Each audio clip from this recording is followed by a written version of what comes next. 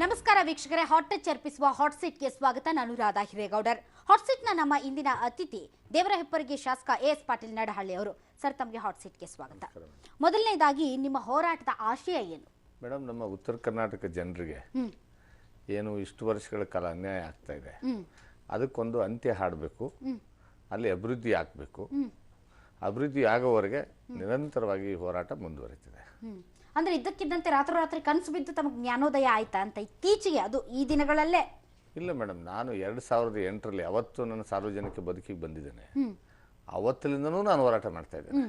ಅವತ್ತಿನ ಪರಿಸ್ಥಿತಿಗೂ ಇವತ್ತಿನ ಪರಿಸ್ಥಿತಿಗೂ ಯಾವುದೇ ವ್ಯತ್ಯಾಸ ಇರಲಿಲ್ಲ. ಆ ಹಿಂದೆ ಇದ್ದಂತಹ ಬಹಳಷ್ಟು ಜನ ಮುಖ್ಯಮಂತ್ರಿಗಳಾಗಿರ್ಬೋದು ಅಥವಾ ಜನನಾಯಕರಾಗಿರ್ಬೋದು, ಎಲ್ಲರೂ ಕೂಡ ವಂಚನೆ ಮಾಡ್ಕೊಂಡೇ ಬಂದಿದ್ದಾರೆ. ಆ ಕ್ಷಣಕ್ಕೆ ನಿಮಗೆ ತೋಚದೆ ಇದ್ದದ್ದು ಈಗ ಯಾಕೆ ತೋಚ್ತಾ ಇದೆ ಅಂತ? ಮೇಡಮ್, ನಮ್ಮ ಹಿರಿಯರು ಕೇಳಿಲ್ಲ, ತಪ್ಪು ಮಾಡಿದಾರೆ ಅಂತ ಹೇಳಿ ನಾವಿವತ್ತು ಯುವಕರು ನಾವು ಸುಮ್ಮನೆ ಕೂತ್ಕೊಳ್ಳಿ. ನೀವು ಸುಮ್ಮನೆ ಕೂತ್ಕೊಳ್ಳಿ ಅಂತ ನಾನು ಹೇಳ್ತಾ ಇಲ್ಲ. 2008ರಿಂದ 2015 ಅಂತಂದ್ರೆ ಆಲ್ಮೋಸ್ಟ್ ಎಷ್ಟಾಯ್ತು? 5, 6, 7 ವರ್ಷ ತಾವು ಕಾದ್ರಿ. ಯಾಕೆ ಕಾದ್ರಿ? ಯಾರಿಗೋಸ್ಕರ ಕಾದ್ರಿ? ನಾನು 7 ವರ್ಷನೂ ಕೂಡ ಇದ್ದಂತ ಸರ್ಕಾರಗಳು ಯಾವುದೇ ಇರಲಿ, ಎಲ್ಲಾ ಸರ್ಕಾರಗಳ ಸಂದರ್ಭದಲ್ಲೂ ಕೂಡ ಎಲ್ಲಾ ಹಂತದ ಹೋರಾಟ ಮಾಡಿದ್ದೇನೆ. 16 ವರ್ಷದ ನೀರಾವರಿ ಯೋಜನೆಗಳಲ್ಲಿ ನಮಗೆ ಯಾವ ರೀತಿಯಾಗಿ ವಂಚನೆ ಆಗಿದೆ ಅಂತಕ್ಕಂಥದ್ದು, ಇದು ಬಿಜೆಪಿ ಸರ್ಕಾರ ಇದ್ದಾಗೂ ಕೂಡ ನಮ್ಗೆ ಅನ್ಯಾಯ ಆಗಿದೆ. ಹಿಂದಿನ ಸರ್ಕಾರಗಳಿದ್ದಾಗಲೂ ಕೂಡ ನಮ್ಗೆ ಅನ್ಯಾಯ ಆಗಿದೆ. 1964ರಿಂದ ಇವತ್ತಿನವರೆಗೆ ಕೃಷ್ಣಾ ಕೊಳ್ಳದ ನೀರಾವರಿ ಯೋಜನೆಗಳನ್ನು ಅನುಷ್ಠಾನ ಮಾಡೋದಕ್ಕೆ ಯಾವುದೇ ಸರ್ಕಾರ ಬಂದಾಗಲೂ ಕೂಡ ನಮ್ಗೆ ಅನ್ಯಾಯ ಆಗಿರ್ತಕ್ಕಂಥ. ಅಂದ್ರೆ ನೀವೀಗ ಅಂಕಿಅಂಶಗಳನ್ನ ಏನ್ ತೋರಿಸ್ತಾ ಇದ್ದೀರಾ? ಈ ಅಂಕಿಅಂಶಗಳನ್ನ ಇಟ್ಕೊಂಡು ನೀವು ಸಿದ್ದರಾಮಯ್ಯನವ್ರ ಹತ್ರ ಮಾತಾಡಿದ್ದೀರಾ? ಉತ್ತರ ಕರ್ನಾಟಕ ಜನರಿಗೆ ಕೃಷ್ಣಾ ಕೊಳ್ಳದ ನೀರಾವರಿ ಯೋಜನೆ ಸಂಪೂರ್ಣ ಮಾಡ್ತೀನಿ ಅಂತ ಹೇಳಿ ನಮ್ಮ ಪಕ್ಷದಿಂದ ಏನಾದರೂ ಕೂಡ ನಾವು ಭರವಸೆ ಕೊಟ್ಟರೆ ಎಲ್ಲ ಕ್ಷೇತ್ರಗಳನ್ನ ನಾವು ಗೆಲ್ಲೋದಕ್ಕೆ ಸಾಧ್ಯತೆ ಇದೆ ಅಂತಂದಾಗ ನಮ್ಮ ಅಧ್ಯಕ್ಷರು ನಾಯಕರು ಒಪ್ಕೊಂಡು ಕೃಷ್ಣೆ ಕಡೆಗೆ ಅಂತ ಪಾದಯಾತ್ರೆ ಮಾಡಿದ್ರು. ಅಧಿಕಾರಕ್ಕೆ ಬಂದ ಮೇಲೆ ಅದನ್ನ ಮರ್ತು ಬಿಟ್ರು. ಅದು ನನಗೆ ನೋವಾಗಿರ್ತಕ್ಕಂಥದ್ದು. ಅಂದ್ರೆ ಸಿದ್ದರಾಮಯ್ಯನವರು ಮಾತಿಗೆ ತಪ್ಪಿದ್ದಾರೆ ಖಂಡಿತ. ಯಾಕಂದ್ರೆ ನಮಗೆ ಅಲ್ಲಿ ಕೂಡಲ ಸಂಗಮದಲ್ಲಿ ನಾವು ಜನರ ಮುಂದೆ ಭರವಸೆ ಕೊಟ್ಟಿದ್ದೇವೆ, ನಮ್ಮ ಸರ್ಕಾರ ಅಧಿಕಾರಕ್ಕೆ ಬಂದ್ರೆ ಮುಂದಿನ 5 ವರ್ಷಗಳಲ್ಲಿ ಯೋಜನೆಗಳನ್ನ ಮುಗಿಸ್ಕೊಡ್ತೇವೆ ಅಂತ ಹೇಳಿ. 2 ವರ್ಷ ಆಯ್ತು. ಎಷ್ಟು ಖರ್ಚು ಮಾಡಿದ್ದಾರೆ? ನಾನು ಅದಕ್ಕೂ ದಾಖಲಾತಿಗಳನ್ನು ಕೊಟ್ಟಿದ್ದೇನೆ ಅವ್ರಿಗೆ. ನಾನು ಸುಮ್ಮನೆ ದಾಖಲಾತಿ ಇಲ್ಲದೆ ಮಾತಾಡಿಲ್ಲ. ಮೊದಲನೇ ವರ್ಷ 914 ಕೋಟಿ, ಎರಡನೇ ವರ್ಷ 909 ಕೋಟಿ. ಒಟ್ಟು ಯೋಜನಾ ವೆಚ್ಚ ಇವತ್ತು ಎಷ್ಟಾಗಿದೆ? ನೀರಾವರಿ ಸಚಿವರು ಹೇಳ್ತಾರೆ ತಮ್ಮದೇ ಟಿವಿನಲ್ಲಿ, ನಾನು ಅವತ್ತೇನು 3 ದಿವಸದಿಂದ ನೋಡಿದೆ, 40ರಿಂದ 45 ಸಾವಿರ ಕೋಟಿ ಬೇಕು ಅಂತ ಹೇಳ್ತಾರೆ. ಆದ್ರೆ 900 ಕೋಟಿ ಖರ್ಚು ಮಾಡಿದ್ರೆ 50 ವರ್ಷ ಬೇಕಾಗುತ್ತೆ. ಅಂದರೆ ನಿಮ್ಮ ಹೋರಾಟ ಸರ್ಕಾರದ ಮೇಲಲ್ಲ, ಸಿದ್ದರಾಮಯ್ಯನವ್ರ ಮೇಲಲ್ಲ, ನಿಮ್ಮ ಹೋರಾಟ ಅಪ್ಪಾಜಿ ನಾಡಗೌಡರ ಮೇಲೆ, ಪಾಟೀಲ್ರ ಮೇಲೆ. MB ಪಾಟೀಲ್ ಮೇಡಮ್, ನಾನು ಯಾವುದೇ ರೀತಿಯಾದಂಥ ಯಾವುದೇ ವ್ಯಕ್ತಿಯ ವಿರುದ್ಧ ವ್ಯಕ್ತಿಗತವಾದಂತಹ ಹೋರಾಟ ಮಾಡ್ತಾರೆ. ಬಿಜಾಪುರದಲ್ಲಿ ಸಂಪೂರ್ಣವಾಗಿ ನಿಮ್ಮನ್ನ ಮೂಲೆ ಗುಂಪು ಮಾಡ್ಲಾಗ್ತಾ ಇದೆ. ಮಂತ್ರಿಗಳಾದಂತ MB ಪಾಟೀಲ್ ಅವರು, ಅಪ್ಪಾಜಿ ನಾಡಗೌಡ ಅವರಿಬ್ರು ನಿಮ್ಮ ರಾಜಕೀಯ ಎದುರಾಳಿಗಳು. ನಿಮ್ದಲ್ಲಿ ಏನು ನಡೀತಾ ಇಲ್ಲ. ಮತ್ತೊಂದು ಕಡೆ ಸಿದ್ದರಾಮಯ್ಯನವರು ನಿಮ್ಮನ್ನ ನೆಗ್ಲೆಕ್ಟ್ ಮಾಡ್ತಾ ಇದ್ದಾರೆ. ಹೀಗಾಗಿ ತಮಗೆ ತಡ್ಕೊಳಕ್ ಆಗ್ತಾ ಇಲ್ಲ. ನಾನು ನನ್ನ ಜನರ ಹಿತ ಮುಖ್ಯ. ಅಲ್ಲಿರ್ತಕ್ಕಂಥ ಜನರ ಸಮಸ್ಯೆಗಳಿಗೆ ನ್ಯಾಯ ಸಿಗಬೇಕು. ಇಷ್ಟು ವರ್ಷ ನಾವು ಕೇಳದೆ ಸುಮ್ಮನೆ ಕೂತಿದ್ದಕ್ಕೆ ಈ ರೀತಿಯಾದಂಥ ಅನ್ಯಾಯಗಳು ನಡೀತಾ ಇದೆ. ನಮ್ಮ ಜನರಿಗೆ ನ್ಯಾಯ ಕೊಡಿಸೋದಕ್ಕೋಸ್ಕರ ಇವತ್ತು ನಾನು ಸರ್, ಯಾವುದೇ ಉತ್ತರ ಕರ್ನಾಟಕದ ಶಾಸಕರಿಗೆ ಮಂತ್ರಿಗಿರಿ ಸಿಗ್ಲಿಲ್ಲ, ಅವರ ಬೇಡಿಕೆಗಳು ಈಡೇರಲಿಲ್ಲ, ಅವ್ರನ್ನ ಪಕ್ಷದಲ್ಲಿ ಮೂಲೆ ಗುಂಪು ಮಾಡ್ತಾ ಇದ್ದಾರೆ, ಅವ್ರು ಇನ್ನೊಂದು ಪಕ್ಷಕ್ಕೆ ಜಂಪ್ ಆಗಬೇಕು ಅನ್ನುವಾಗ ಪುಕ್ಸಟ್ಟೆ ರೆಡಿಮೇಡ್ ಆಗಿ ಸಿಗೋದು ಒಂದೇ ಒಂದು ಇಶ್ಯೂ, ಅದು ಉತ್ತರ ಕರ್ನಾಟಕ ಪ್ರತ್ಯೇಕ ರಾಜ್ಯ. ಮೇಡಮ್, ನಾನು ಈ ಇಶ್ಯೂ ಬಂದಾಗ ಎತ್ತಿದಂತ ಸಂದರ್ಭದಲ್ಲಿ ಗೋವಾ ಕನ್ನಡಿಗರ ಇಶ್ಯೂ ಬಂತು. ಅಲ್ಲಿ ಯಾವ ಸರ್ಕಾರ ಇದೆ? ಬಿಜೆಪಿ ಸರ್ಕಾರ ಇದೆ. ಬಿಜೆಪಿ ಸರ್ಕಾರದ ವಿರುದ್ಧನೇ ನಾನು ಅಲ್ಲಿ ಹೋರಾಟ ಮಾಡಿದ್ದೇನೆ. ಈಗ ನೀವು ಯಾವಾಗ ಪ್ರತ್ಯೇಕ ರಾಜ್ಯದ ಮಾತು ಮಾತಾಡಿದ್ರೋ ಆ ಸಂದರ್ಭದಲ್ಲಿ ತಮ್ಮ ದನಿಗೆ ದನಿಗೂಡಿಸಿದವ್ರು ಯಾರು? ಉಮೇಶ್ ಕತ್ತಿ ಅವರು. 58 ಜನ ಶಾಸಕರಿದ್ದಾರೆ ಅಂತ ಹೇಳಿದ್ರು. ಎಲ್ಲೋದ್ರು ಅವರು? ಮೇಡಮ್, ಇನ್ನೂ ಬಹಳ ಜನ ಇದ್ದಾರೆ. ಎಲ್ಲೋದ್ರು ಅವರು? ಕಾಯ್ತಾ ಇರಿ, ನೋಡಿ. ಇನ್ನು ಎಷ್ಟು ವರ್ಷ ಕಾಯ್ತೀರಿ? ಇನ್ನು ಎಷ್ಟು ವರ್ಷ ಕಾಯ್ತೀರಿ? ಮೇಡಮ್, 1 ನಿಮಿಷ ಕೇಳಿ. ಒಂದು ರಾಜ್ಯ ಕಟ್ತಕ್ಕಂಥದ್ದು ಅಥವಾ ರಾಜ್ಯದ ಅಭಿವೃದ್ಧಿ ಮಾಡ್ತಕ್ಕಂಥದ್ದು ಬರೀ ರಾಜಕಾರಣಿಗಳಿಂದಲ್ಲ. ಬರೀ ರಾಜಕಾರಣಿಗಳು ಹೇಳಿಕೆ ಮಾಡಿಕೊಟ್ರೆ ಆಗ್ತದೆ ಅಂತಲ್ಲ. ಅಲ್ಲಿರ್ತಕ್ಕಂಥ ಜನ, ಅಂದ್ರೆ ನಿಮ್ಮಲ್ಲಿ ಒಗ್ಗಟ್ಟಿಲ್ಲ, ಜನರಲ್ಲಿ ಒಗ್ಗಟ್ಟಿದೆ ಸರ್, ನಿಮ್ ರಾಜಕೀಯ ನಾಯಕರಲ್ಲಿ ಒಗ್ಗಟ್ಟಿಲ್ಲ. ಅಧಿಕಾರಕ್ಕೋಸ್ಕರ, ಕುರ್ಚಿಗೋಸ್ಕರ ಸುಮ್ಮನೆ ತಾವೆಲ್ಲ ಮಾಡ್ತಾ ಇರೋ ನಾಟಕ. ಇದಕ್ಕೆ ನಾಯಕತ್ವದ ಕೊರತೆಯಿಂದ ಇವತ್ತಿನವರೆಗೂ ಕೂಡ ಸಾಧ್ಯ ಆಗಿಲ್ಲ. ಅಂದ್ರೆ ನೀವು ಈಗ ಬಹಳ ಜನ ಮುಂದೆ ಬರ್ತಾ ಇದ್ದಾರೆ. ನೀವು ತೆಲಂಗಾಣದ KCR ತರ ಉತ್ತರ ಕರ್ನಾಟಕದ ನಡಹಳ್ಳಿ ಅವರು. ಮೇಡಮ್, ನಮ್ಗೆ ರಾಜ್ಯ ಒಡೆಯೋ ಉದ್ದೇಶ ಇಲ್ಲ. ನಾನು ಸ್ಪಷ್ಟವಾಗಿ ಹೇಳ್ತೇನೆ, ನಮಗೆ ರಾಜ್ಯ ಒಡಿಬೇಕು ಅನ್ನೋ ಉದ್ದೇಶ ಇಲ್ಲ. ನಮ್ಗೆ ಅಭಿವೃದ್ಧಿ ಆಗಬೇಕು. ಒಂದು ವೇಳೆ ಅಭಿವೃದ್ಧಿ ಮಾಡೋದಕ್ಕೆ ಇದೇ ತಾರತಮ್ಯ ಮುಂದುವರೆದ್ರೆ ನಾವು ರಾಜ್ಯದ ಸರ್ ನಿಮಗೇನ್ ಬೇಕು ಅನ್ನುವಂತ ಸ್ಪಷ್ಟತೆ ನಿಮಗೆ ಇಲ್ಲ. ನೀವು ಉತ್ತರ ಕರ್ನಾಟಕವನ್ನ ಮುಂದೆ ಇಟ್ಕೊಂಡು ಇಡೀ ಪಕ್ಷವನ್ನ ಮುಜುಗರಕ್ಕೀಡು ಮಾಡ್ತಾ ಇದ್ದೀರಲ್ಲ, ನಿಮ್ಗೆ ಏನ್ ಬೇಕಾಗಿದೆ ಅಂತ ನಿಮ್ಗೊಂದು ಸ್ಪಷ್ಟತೆ ಇಲ್ಲ. ಮೇಡಮ್ ನಾನು ಒಂದು ಮಾತು ಹೇಳ್ತೀನಿ ಕೇಳಿ. ಅವರೇ ಪಕ್ಷದಲ್ಲಿ ಏನು ನಮಗೇನು ಮಾತು ಕೊಟ್ಟಿದ್ದಾರೆ, ಏನು ಕೃಷ್ಣಾಕೋಳದ ನೀರಾವರಿಗೆ ಮುಗಿಸ್ತೀನಿ ಅಂತ ಹೇಳಿದ್ದಾರೆ, ಅದನ್ನು ಮುಗಿಸೋದಕ್ಕೆ ಅವರು ಏನಾದರೂ ವ್ಯವಸ್ಥಿತ ನಿರ್ಧಾರಗಳು ತಗೊಂಡಿದ್ರೆ ನಾನು ಬಹಿರಂಗವಾಗಿ ಹೇಳ್ತಕ್ಕಂಥ ಪ್ರಶ್ನೆನೇ ಬರ್ತಿರ್ಲಿಲ್ಲ. ಅದ್ರ ಜೊತೆಯಲ್ಲಿ ನಂಜುಂಡಪ್ಪ ವರದಿ, ಕಾಂಗ್ರೆಸ್ ಪಕ್ಷದಲ್ಲಿ ಒಬ್ಬರೇ ಇದ್ದೀರಾ ಶಾಸಕರು? ಮೇಡಮ್ ಕಾಂಗ್ರೆಸ್ ಪಕ್ಷದಲ್ಲಿ ಒಬ್ಬರೇ ಇದ್ದೀರಾ? ಇಲ್ಲಿ ಒಬ್ರು ಇಬ್ರು ಪ್ರಶ್ನೆ ಇಲ್ಲ ಮೇಡಮ್. ನಾನು ನನ್ನ ಆತ್ಮಸಾಕ್ಷಿಗೆ ಅನುಗುಣವಾಗಿ ನಡ್ಕೊಳ್ತಾ ಇದ್ದೇನೆ. ನಾನು ಬೇರೆಯವರು ಏನ್ ಹೇಳ್ತಾರೆ ಅಂತ ಯೋಚನೆ ಮಾಡಲ್ಲ. ನಾನು ಸಮಾಜಕ್ಕೆ ನಾನು ಕಮಿಟ್ ಆಗಿದ್ದೇನೆ. ನಾನು ನಮ್ಮ ಜನರಿಗೆ ನ್ಯಾಯ ಕೊಡೋದಕ್ಕೆ ಹೋರಾಟಕ್ಕೆ ಸಿದ್ಧನಾಗಿದ್ದಾನೆ ಮೇಡಮ್. ನನ್ನ ಜೊತೆಗೆ ಉತ್ತರ ಕರ್ನಾಟಕದ 2,60,00,000 ಜನ ನನ್ನ ಜೊತೆಗಿದ್ದಾರೆ. ರಾಜಕಾರಣಿಗಳು ಯಾರು ಬರ್ತಾರೆ ಬಿಡ್ತಾರೆ ಅದ್ರ ಬಗ್ಗೆ ಯೋಚನೆ ಮಾಡಲ್ಲ. ನಾನು ಅವರಿಗೆ ನ್ಯಾಯ ಕೊಡಿಸೋದಕ್ಕೋಸ್ಕರ ಹೋರಾಟ ಮಾಡ್ತೀನಿ. ಇದಾರಲ್ಲ ಸರ್ 2 ಲಕ್ಷ ಎಷ್ಟು 2 ಕೋಟಿ ಎಷ್ಟು 2,60,00,000 ಜನರ ಮನಸ್ಸಿನಲ್ಲಿ ಏನಿದೆ ಅದಕ್ಕೆ ಧ್ವನಿಯಾಗಿ ನಾನು. ಹೌದಲ್ಲ ಸರ್, ಹಂಗಾದ್ರೆ ದೇವರ ಹಿಪ್ಪರಗಿ ಕ್ಷೇತ್ರದಲ್ಲಿ ಏನು ಕಾಂಗ್ರೆಸ್ ಚಿಹ್ನೆಯಡಿ ತಾವು ಜಯವನ್ನ ಗಳಿಸಿದ್ದೀರೋ ಶಾಸಕ ಸ್ಥಾನಕ್ಕೆ ರಾಜೀನಾಮೆ ಕೊಡಿ. ಉತ್ತರ ಕರ್ನಾಟಕವನ್ನೇ ಇಶ್ಯೂ, ಒಂದ್ ನಿಮಿಷ ಲೆಟ್ ಮಿ ಕಂಪ್ಲೀಟ್. ಉತ್ತರ ಕರ್ನಾಟಕವನ್ನೇ ಇಶ್ಯೂ ಮಾಡ್ಕೊಳ್ಳಿ. ಉತ್ತರ ಕರ್ನಾಟಕಕ್ಕೆ ಜನ ನೀವು ಬೆಂಬಲಿಸ್ತಾ ಇದ್ದೀರಾ ಅಂದ್ರೆ ನನಗೆ ಮತ ಹಾಕಿ ಗೆಲ್ಲಿಸಿ ಅನ್ನಿ, ಪಕ್ಷೇತರರಾಗಿ ನಿಲ್ಲಿ. ನೀವೇನಾದ್ರೂ ವಿನ್ ಆಗಿ ಬಂದ್ರೆ ಎಸ್ ನಿಮ್ಮ ಕ್ಷೇತ್ರದ ಜನ ನಿಮ್ ಜೊತೆ ಇದ್ದಾರೆ ಅಂತ, ಇಲ್ಲ ಅಂತಂದ್ರೆ ಜನರ ಬೆಂಬಲ ನಿಮ್ಗೆ ಇಲ್ಲ ಅಂತ. ಒಂದ್ ನಿಮಿಷ ಮೇಡಮ್, ಚುನಾವಣೆನೇ ಬೇರೆ, ಇಶ್ಯೂಸ್ ಬೇರೆ. ಚುನಾವಣೆಯಲ್ಲಿ ನಾನು ಕಾಂಗ್ರೆಸ್ ಪಕ್ಷದ ಚಿಹ್ನೆಯಿಂದ ನಿಂತಿದ್ರು ಕೂಡ ನನ್ನ 2 ಬಾರಿ ಸತತವಾಗಿ ಜನ ಆಯ್ಕೆ ಮಾಡಿರ್ತಕ್ಕಂಥ ಒಂದೊಂದ್ ಸಾರಿ ಏನಾಗುತ್ತೆ ಅಂದ್ರೆ ವ್ಯಕ್ತಿಗಿಂತಲೂ ಪಕ್ಷ ಮುಖ್ಯ, ಪಕ್ಷಕ್ಕಿಂತಲೂ ಜನ ಮುಖ್ಯ, ಜನರ ಸಮಸ್ಯೆಗಳು ಮುಖ್ಯ. ಆ ಜನರ ಸಮಸ್ಯೆಗಳನ್ನ ವಿಧಾನಸಭೆ ಒಳಗೆ ಮತ್ತು ಹೊರಗೆ ನಾವು ಅವ್ರಿಗೆ ಪ್ರತಿಜ್ಞಾನೆ ಮಾಡೋದಕ್ಕೋಸ್ಕರ ಜನ ನಮ್ಮನ್ನ ಆಯ್ಕೆ ಮಾಡಿ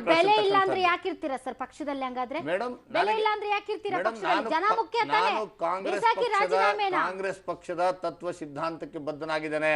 ಎಲ್ಲಿ ಕೂಡ ಕಾಂಗ್ರೆಸ್ ಪಕ್ಷ ಉತ್ತರ ಕರ್ನಾಟಕ ಅಭಿವೃದ್ಧಿ ಮಾಡಿಬಿಡಿ ಅಂತ ಹೇಳಿಲ್ಲ. ಆದ್ರೆ ಡಬಲ್ ಸ್ಟ್ಯಾಂಡರ್ಡ್ ತೋರಿಸ್ತಾ ಇದೆ ಮೇಡಮ್.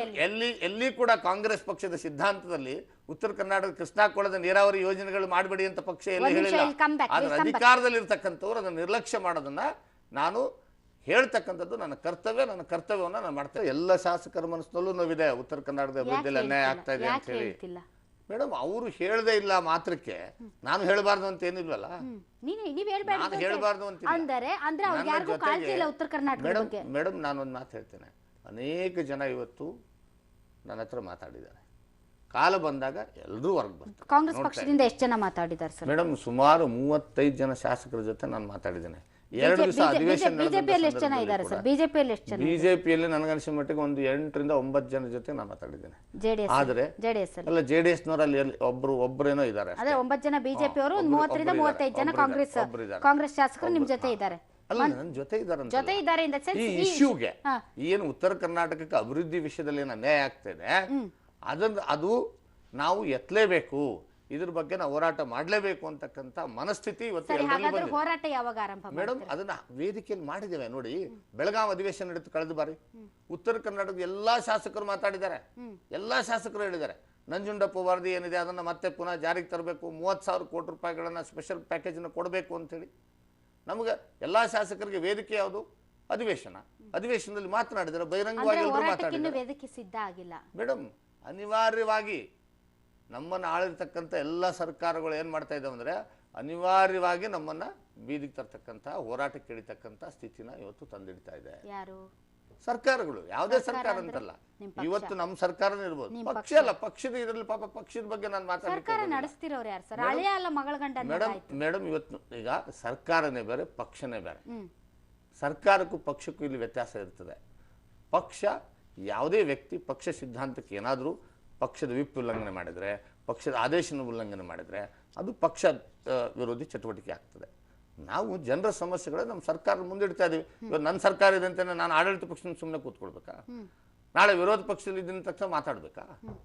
ಅಲ್ಲ ಸರ್, ಈಗ ಉಮೇಶ್ ಕತ್ತಿ ಅವರು ಪ್ರತ್ಯೇಕ ರಾಜ್ಯದ ಮುಂದಿನ ಮುಖ್ಯಮಂತ್ರಿ ನಾನು ಅಂತ ಹೇಳ್ತಾರೆ ಬಿಜೆಪಿ ಪಕ್ಷದಿಂದ. ಕಾಂಗ್ರೆಸ್ ಪಕ್ಷದಿಂದ ಇನ್ನು ಪ್ರತ್ಯೇಕ ರಾಜ್ಯದ ಮುಖ್ಯಮಂತ್ರಿ ನೀವಾ? ಮೇಡಮ್ ನಾನು ಅದನ್ನು ಒಪ್ಪಲ್ಲ. ರಾಜಕೀಯ ಹೇಳಿಕೆ ಏನಿದೆ ಅದನ್ನ ನಾನು ಒಪ್ಪಲ್ಲ. ಅಂದ್ರೆ ಕತ್ತಿಯವರು ನಿಮ್ ಜೊತೆ ಇಲ್ಲ? ಇಲ್ಲ, ಕತ್ತಿಯವರು ಈ ಏನು ಅಭಿವೃದ್ಧಿ ವಿಷಯ ಮತ್ತು ಬಗ್ಗೆ ಇದೆ ನಾನು ಒಪ್ತೇನೆ. ಆದ್ರೆ ಮುಖ್ಯಮಂತ್ರಿ ಆಗಬೇಕು ಅಂತಕ್ಕಂಥ ವಿಷಯ ಏನಿದಿಲ್ಲ, ಅಧಿಕಾರಕ್ಕೋಸ್ಕರ ಈ ಹೋರಾಟ ಅಲ್ಲ, ಆಗ್ಲೂಬಾರ್ದು. ಹಾಗಾದ್ರೆ ನೀವು 35 ಶಾಸಕರು ಅಂದ್ರಲ್ಲ ಸರ್, 35 ಶಾಸಕರಲ್ಲೂ ಮನಸ್ಸಿನಲ್ಲಿ ನೋವಿದೆ ಅಂತ, ಅದ್ರಲ್ಲಿ ಅಪ್ಪಾಜಿ ನಾಡಗೌಡರು ಎಂ ಬಿ ಪಾಟೀಲ್ ಇದ್ದಾರಾ? ಮೇಡಮ್, ನಾನು ಅಪ್ಪಾಜಿ ನಾಡಗೌಡರ ಬಗ್ಗೆ ಮಾತಾಡ್ಲಿಕ್ಕೆ ಹೋಗಲ್ಲ.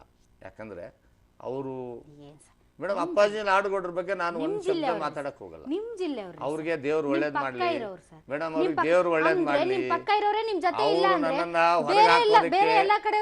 ಮೇಡಮ್ ಅವ್ರನ್ನ ಪಕ್ಷದಿಂದ ಆದಷ್ಟು ಬೇಗ ಹೊರಗೆ ಹಾಕ್ಬೇಕು ಅಂತ ಏನು ಅವ್ರ ಅವಸರದಿಂದ ನಾನು ಉತ್ತರ ಕೊಡೋದಕ್ಕೂ ಟೈಮ್ ಕೊಡದೆ ಏನು ಮುಖ್ಯಮಂತ್ರಿಗಳ ಮೇಲೆ ಏನು ಒತ್ತಡ ಹೇರಿ ಶಿಫಾರಸು ಪತ್ರ ಮಾಡ್ತಾ ಇದ್ದಾರೆ. ಅವ್ರು ದೇವ್ರು ಒಳ್ಳೇದ್ ಮಾಡ್ಲಿ, ಅವ್ರ ಮುಂದೆ ಅವ್ರಿಗೆ ದೇವ್ರು ಇನ್ನಷ್ಟು ಒಳ್ಳೆ ಬುದ್ಧಿ ಕೊಡ್ಲಿ ಅಂತ ನಾನು ಆಶೆ ಮಾಡ್ತೀನಿ. ನಿಮ್ಮ ಅಮಾನತಿಗೆ ಕಾರಣರು ಅಪ್ಪಾಜಿ ನಾಡಗೌಡರು ನನ್ನ ದೃಷ್ಟಿನಲ್ಲಿ ಹಂಗನಿಸ್ತದೆ. ನಿಮಗೂ ಅವ್ರಿಗೂ ದ್ವೇಷನ? ನನಗೆ ಗೊತ್ತಿಲ್ಲ, ಅವ್ರು ಕೇಳ್ಬೇಕು ಯಾಕೆ ಅಂತ. ಯಾಕಂದ್ರೆ ನಾವಿಬ್ಬರು ಒಂದೇ ತಾಲೂಕಿನವರು. ನಾನು ಅಲ್ಲಿ ಅನೇಕ ಸಾಮಾಜಿಕ ಕಾರ್ಯಗಳನ್ನು ಮಾಡ್ತೇನೆ. ಅವ್ರು ಮೊದಲಿನವರು ಅಷ್ಟೇ. ನಾನು ಗೊತ್ತಿಲ್ಲ ನನಗೆ ಅವ್ರು ಯಾಕಂತ ನನಗೂ ಗೊತ್ತಾಗ್ತಾ ಇಲ್ಲ. ಅಂದ್ರೆ ಎಂ ಬಿ ಪಾಟೀಲ್ ಅವರು ನಿಮ್ಗೆ ಸಪೋರ್ಟ್ ಮಾಡಿ? ಇಲ್ಲ, ನನ್ನ ಸ್ನೇಹಿತರು, ಇವತ್ತಿಗೂ ಸ್ನೇಹಿತರು. ಎಂ ಬಿ ಪಾಟೀಲ್ ನನ್ನ ಸ್ನೇಹಿತರು, ಯಶವಂತರಗೌಡ ನನ್ನ ಸ್ನೇಹಿತರು, ಶಿವಾನಂದ ಪಾಟೀಲ್ ನನ್ನ ನಿಮ್ ನೆರವಿಗೆ ಬರ್ಲಿಲ್ವಾ? ಎಲ್ಲರೂ ನಾವು ಇವತ್ತಿಗೂ ಮಾತಾಡ್ತೇನೆ. ಇವತ್ತಿಗೂ ಕೂಡ ನಮ್ಮ ಸಚಿವರು ನನ್ನ ಜೊತೆ ಖಾಸಗಿ ಮಾತಾಡೋದು ಹೇಳ್ತಾರೆ. ಅಪ್ಪಾಜಿ ನಾಡಗೌಡರು ನಿಮ್ಗಿಂತ ಒಂದು ಕೈ ಮೇಲೆ ಎನ್ನಿ ಪಕ್ಷದಲ್ಲಿ? ನನಗೆ ಗೊತ್ತಿಲ್ಲ ಮೇಡಮ್, ಇಲ್ಲಿ ಯಾರ ಕೈ ಮೇಲು ಅಂತಲ್ಲ, ನಮ್ಮನ್ನ ಜನ ಆಯ್ಕೆ ಮಾಡಿಸಿ, ನಮ್ಮನ್ನ ಜನ ಆಯ್ಕೆ ಮಾಡಿ ಕ್ಲೋಸ್. ಹಿಂಗಾಗಿ ನಿಮ್ಗೆ ಒಂಥರ ಏಕಾಂಗಿ ಭಾವ ಕಾಡ್ತಾ ಇದೆ. ಇಲ್ಲ, ನನಗೇನಿಲ್ಲ ಮೇಡಮ್, ನನಗೇನಿಲ್ಲ ಮೇಡಮ್. ಇವತ್ತಲ್ಲ ಮೇಡಮ್, ನಾನು 2008ರಿಂದ ಮೇಡಮ್ ಒಂದ್ ನಿಮಿಷ ಹೇಳ್ತೀನಿ ಕೇಳಿ. ನಾನು 2008ರಲ್ಲಿ ನನಗೆ ಚುನಾವಣೆಗೆ ನಿಂತ ಅದಕ್ಕೆ ಕಾಂಗ್ರೆಸ್ ಪಕ್ಷಕ್ಕೆ ಬಂದ ಸಂದರ್ಭದಲ್ಲಿ ಅವತ್ತು ಕೂಡ ನನಗೆ ಟಿಕೆಟ್ ಕೊಡಬಾರ್ದು ಅಂತ ಪ್ರಯತ್ನ ಮಾಡಿದ್ರು. ಸರಿಯಾಗಿ ಬರ್ತಾ ಇದೆಯಾ ಸರ್? ಮೇಡಮ್, ನನ್ನ ಕ್ಷೇತ್ರಕ್ಕೆ ಎಲ್ಲರಿಗೂ ಏನು ಕೊಡಬೇಕು ಅದು ಬಜೆಟ್ ಅಲ್ಲಿ ಏನು ಅಲೋಕೇಶನ್ ಇದೆ ಕೊಡ್ತಾ ಇದ್ದಾರೆ. ಎಲ್ಲರಿಗೂ ಏನು ಬಜೆಟ್ ಅಲೋಕೇಶನ್ ಇದೆ ಅದು ಕೊಡ್ತಾ ಇದ್ದಾರೆ ಮೇಡಮ್. ನಾನು ಅದೇ ಹೇಳ್ತೀನಲ್ಲ, ಬಜೆಟ್ ಅಲ್ಲಿ ಮೇಡಮ್, ಬಜೆಟ್ ಅಲ್ಲಿ ಆಸ್ ಪರ್ ದ ಬಜೆಟ್ ಪುಸ್ತಕದಲ್ಲಿ ಇರ್ತಕ್ಕಂಥ ಹಣವನ್ನ ಕ್ಷೇತ್ರವಾರು ಬರೋದನ್ನ ತಡಿಲಿಕ್ಕೆ ಯಾರಿಂದನೂ ಸಾಧ್ಯ ಇಲ್ಲ. ಹೋದ್ ಸಾರಿ ವಿರೋಧ ಪಕ್ಷದ ಶಾಸಕನಾಗಿದ್ದಂಥ ಸಂದರ್ಭದಲ್ಲಿ ಕೂಡ ನಿಮ್ಮ ಪತ್ರಿಕೆಗಳು ಟಿವಿಗಳಲ್ಲೇ ಇವತ್ತು ಸರ್ವೆ ಆಗಿತ್ತು. 8 ವಿಧಾನಸಭಾ ಕ್ಷೇತ್ರಗಳು ಬಿಜಾಪುರ ಜಿಲ್ಲೆಯಲ್ಲಿ ಏನು ಬರ್ತದೆ ಅದರಲ್ಲಿ ಅತಿ ಹೆಚ್ಚು ಅಭಿವೃದ್ಧಿ ಮಾಡಿದಂಥವನು ನಾನಾಗಿದ್ದೆ. ಅಲ್ಲಿ ಅಂಕಿ ಸಂಖ್ಯೆಗಳು ಹೇಳ್ತದೆ, ನಾನು ಹೇಳೋದಿಲ್ಲ. ಆ ಸಂದರ್ಭದಲ್ಲಿ ನಾನು ವಿರೋಧ ಪಕ್ಷ ಶಾಸಕನಾಗಿದ್ದೆ. ಆಡಳಿತ ಪಕ್ಷದ ಶಾಸಕರಿಗಿಂತಲೂ ಹೆಚ್ಚು ಅನುದಾನ ತಂದು ಕೆಲಸ ಮಾಡಿದ್ದೆ. ನಿಮ್ಮಲ್ಲೇ ಇಷ್ಟು ಕಚ್ಚಾಟ ಒಳ ಜಗಳ ಇದು ಇಂತದ್ರಲ್ಲಿ ಉತ್ತರ ಕರ್ನಾಟಕವನ್ನ ಇಟ್ಕೊಂಡು ಎಲ್ಲಿಗೆ ತಗೊಂಡ್ಬರ್ತೀರೋ? ನಮ್ಮ ಜಿಲ್ಲೆನಲ್ಲಿ ನಾನೊಂದು ಮಾತು ಹೇಳ್ತೇನೆ, ನನಗೆ ಯಾರ ಜೊತೆನೂ ದ್ವೇಷ ಇಲ್ಲ. ಇವತ್ತು ಎಂ ಬಿ ಪಾಟೀಲ್ ನನ್ನ ಆತ್ಮೀಯ ಸ್ನೇಹಿತರು. ನನಗೆ ಅವರು ಮಂತ್ರಿ ಆಗೋದಕ್ಕೆ ನಾನೇ ಸ್ವತಃ ಅವರಿಗೆ ಬೆಂಬಲವಾಗಿ ನಿಂತಿದ್ದೇನೆ. ಅದನ್ನು ಕೂಡ ಅವ್ರು ಮೊನ್ನೆ ಹೇಳಿದ್ದಾರೆ, ತಮ್ಮ ಟಿವಿದಲ್ಲಿ ಕೂಡ ಹೇಳಿದ್ದಾರೆ.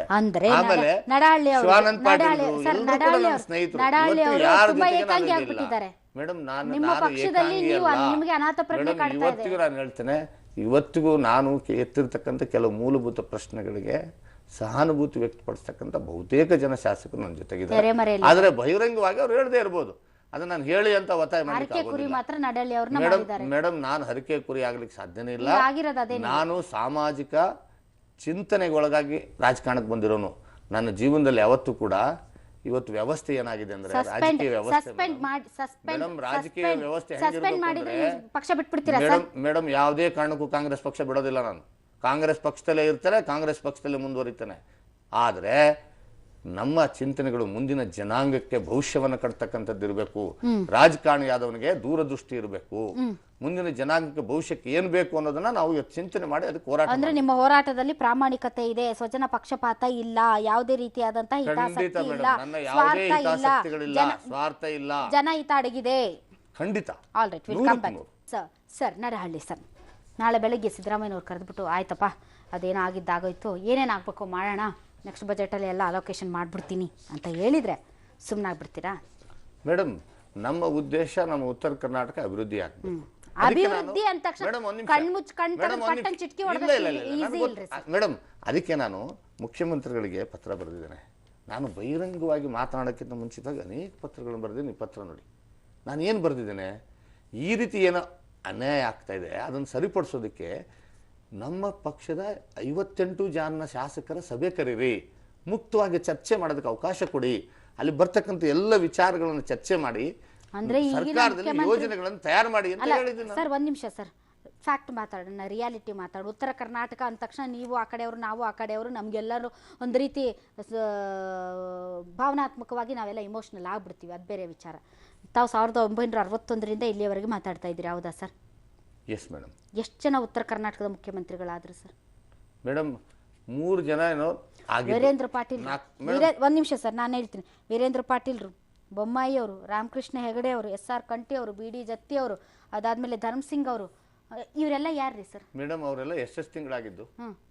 ಒಬ್ಬರು 6 ತಿಂಗಳು, 8 ತಿಂಗಳು, ಹಬ್ಬಬ್ಬ ಅಂದ್ರೆ 11 ತಿಂಗಳು.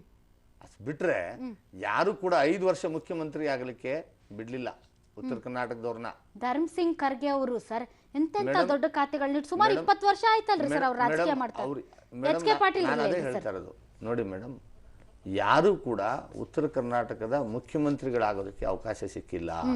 5 ವರ್ಷ ಪಿರಿಯಡ್ ಒಬ್ಬ ಉತ್ತರ ಕರ್ನಾಟಕದವ್ರನ್ನ ಮುಖ್ಯಮಂತ್ರಿ ಮಾಡಿ, ಅವಾಗ ಏನಾದ್ರೂ ನಾವು ಸಾಧನೆ ಮಾಡ್ಲಿಕ್ಕೆ ಸಾಧ್ಯ. ಇಲ್ಲಾದ್ರೂ ದಕ್ಷಿಣ ಅಲ್ಲ ಸರ್, ಉತ್ತರ ಕರ್ನಾಟಕದಲ್ಲಿ ಎಷ್ಟೊಂದು ಜನ ಮುಖ್ಯಮಂತ್ರಿಗಳು ಆಗೋದ್ರು ಕೂಡ ದಕ್ಷಿಣ ಕರ್ನಾಟಕದವ್ರನ್ನ ಯಾಕೆ ದೂರ್ತೀರಾ ನೀವು? ಮೇಡಮ್, ನನಗೆ ಏನಾಗಿದೆ ಅಂದ್ರೆ, ನಾನು ವ್ಯಕ್ತಿಗತವಾಗಿ ಯಾರನ್ನು ದೂರ್ತಾ ಇಲ್ಲ. SM ಕೃಷ್ಣ ಅವ್ರನ್ನ ಬಿಟ್ರೆ ಇನ್ ಯಾರು ಸರ್ ಫುಲ್ ಟೈಮ್ ಅಲ್ಲಿ ತುಂಬಾ ದಿನಗಳವರೆಗೆ ಇದ್ದದ್ದು? ನೋಡಿ ಏನಾಗಿದೆ ಅಂದ್ರೆ, ನಾವೇನೋ ಏಕೀಕರಣದಾಗ ಒಂದಾಗ್ಬಿಟ್ಟಿವಿ, ನಮ್ಮ ಹಿರಿಯರೆಲ್ಲ ಒಂದ್ ಮಾಡ್ಬಿಟ್ರು. ಆದ್ರೆ ಭಾವನಾತ್ಮಕವಾಗಿ ಇನ್ನೂ ನಮ್ಮನ್ನು ಯಾವ ರೀತಿ ನೋಡ್ತಾರೆ ಅಂದ್ರೆ, ಇವರು ಉತ್ತರ ಕರ್ನಾಟಕದವರು, ಇವರು ಉತ್ತರ ಕರ್ನಾಟಕದವರು, ಇವರು ಉತ್ತರ ಕರ್ನಾಟಕದವರು ಅನ್ನೋಂಥ ಸ್ಥಿತಿ ನಾವು ಅನುಭವಿಸ್ತಾ ಇದ್ದೇವೆ. ಇವತ್ತು ನೀವು ಬೆಂಗಳೂರಲ್ಲಿ ಬನ್ನಿ, ನೀವು ಬಂದ್ರೆ ವಿಧಾನಸೌಧದಲ್ಲಿ ತಗೊಳ್ಳಿ, ಆಯಕಟ್ಟಿನ ಜಾಗದಲ್ಲಿ ಪ್ರಮುಖವಾಗಿರ್ತಕ್ಕಂಥ ಸ್ಥಳಗಳಲ್ಲಿ ಯಾರಿದ್ದಾರೆ ಅಧಿಕಾರಿಗಳು?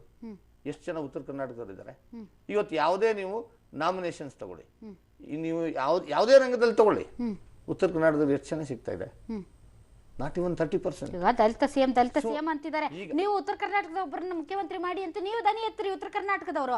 ನಿಮಗೊಂದು ಅಲ್ಲ ಸರ್, ಇಲ್ಲಿ ಒಂದ್ ನಿಮಿಷ ಸರ್, DK ಶಿವಕುಮಾರ್ ಅವರು, ರೋಷನ್ ಬೇಗ್ ಅವರು ತೊಡೆ ತಟ್ಟಿ ಹೈಕಮಾಂಡ್ ಇಂದ ಡೈರೆಕ್ಟ್ ತರ್ಸ್ಕೊಂಡ್ರು. ನೀವು ನಾರ್ತ್ ಕರ್ನಾಟಕದ ಯಾರಿದ್ದಾರೆ ಸರ್? ಪ್ರತಿದಿನ ಬೆಳಗಾದ್ರೆ ಕೊರಗ್ತೀರಿ, ಅಲ್ಲಿ ಡೆಲ್ಲಿಗೆ ಹೋಗಿ ಲಾಬಿ ಮಾಡ್ತೀರಿ, ಬಿಟ್ರೆ ಯಾರು ಇಲ್ಲಿವರೆಗೂ ಒಂದು ಮಂತ್ರಿಗಿರಿ ತಗೊಂಡ್ ಬರಕ್ ಸಾಧ್ಯ ಆಗಿಲ್ಲ ನಿಮ್ ಕೈಯಲ್ಲಿ. ಒಂದ್ ನಿಮಿಷ, ನಾನು ರಾಜಕೀಯವಾಗಿ ಯಾವತ್ತೂ ಯೋಚನೆ ಮಾಡಿದನಲ್ಲ. ನನ್ನ ಯೋಚನೆ ಏನಿದ್ರು ಸಾಮಾಜಿಕ ಚಿಂತನೆ, ನಾಮಿನೇಷನ್ಸ್ ಅಂತೀರಾ, ಆಯಕಟ್ಟಿನ ಸ್ಥಳಗಳು ಅಂತೀರಾ, ಅಧಿಕಾರ ಅಂತೀರಾ, ಸಾರ್ವಜನಿಕ ರಂಗದಲ್ಲಿ ಇರ್ತಕ್ಕಂಥವ್ರು ನಾನು ಯೋಚನೆ ಮಾಡಿದ್ದು. ರಾಜಕೀಯವಾಗಿ ನಾನು ಇವ್ರನ್ನ ಮುಖ್ಯಮಂತ್ರಿ ಮಾಡ್ರಿ, ಇವ್ರನ್ನ ಮಂತ್ರಿ ಮಾಡಬಾರ್ದು.